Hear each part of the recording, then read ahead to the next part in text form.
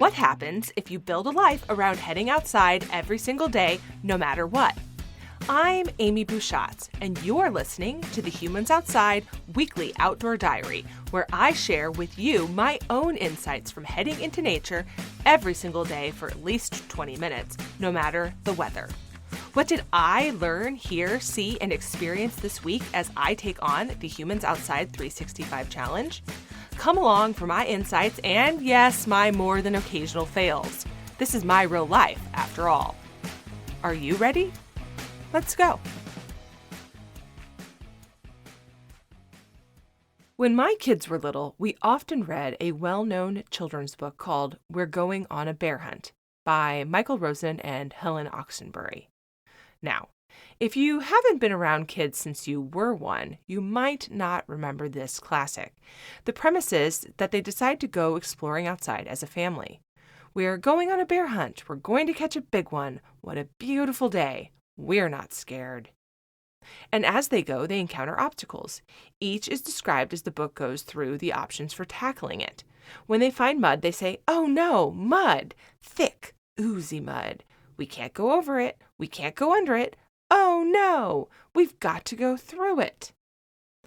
I cannot tell you how many times that rhyme came to mind recently as I joined hundreds of people in the annual Lost Lake Run in Seward, Alaska. This run or hike, depending on what you want to do, and all types of racers are welcome, goes about 15 miles point to point over this absolutely incredible high alpine area. You climb up through the boreal forest, traverse miles across high tundra, and then wind back down to another trailhead. If you're ever visiting in the summer and have the option, go hike or run it. But we've been having a lot of rain over the last few months, and I mean a lot. There has been so much rain that the mushrooms are melting into absolutely disgusting, slimy mushroom puddles.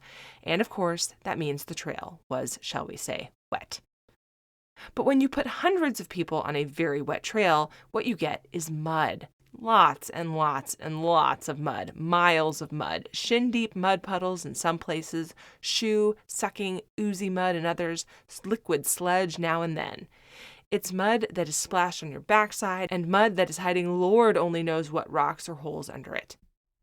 As with our bear hunting book family, mud on a narrow trail carries limited options. Depending on how long a given stretch is, you can try to hop over it, though that ruins your running gait and you probably have to slightly pause to decide if you're going to do that. You can try to go around it, although in many spots that means coming off the trail, which ruins the tender ground nearby. You can tenderly hop-step through it so as not to splash yourself too badly, or you can run and move through it just like it's any other ground and keep going. As the book says, squishy, squashy, squishy, squashy. At the beginning of any given run or hike, it's tempting to try to hop, skip, and avoid the big mud and wet shoes. But then you slip a little, getting sucked in and wet anyway. By the end, you've accepted what has clearly become the inevitable, and you're all in, dashing through the streams, puddles, and mud pits.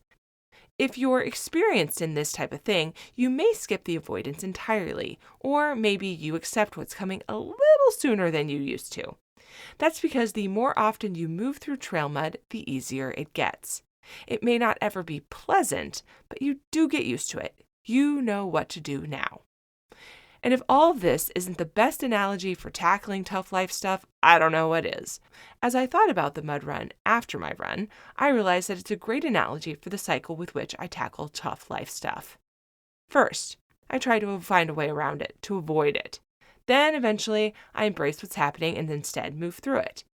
And the next time I find tough life stuff, and I definitely will because that's how life works, I remember what I learned the last time, and I'm a little quicker to know how to handle it as it comes. I might not ever find the tough stuff ideal, but at least I know where to see the silver lining. And if I and you can do that, if tackling actual trail mud has taught me how to successfully deal with life mud, then spending time outside has given me yet another gift. And that's a pretty cool thing. You can see a photo of the mud in the podcast art for this episode and a picture of exactly how pretty it was at Lost Lake on Humans Outside on Facebook and Instagram. Share your photos with me by tagging them with hashtag HumansOutside365. And until next time, we'll see you out there.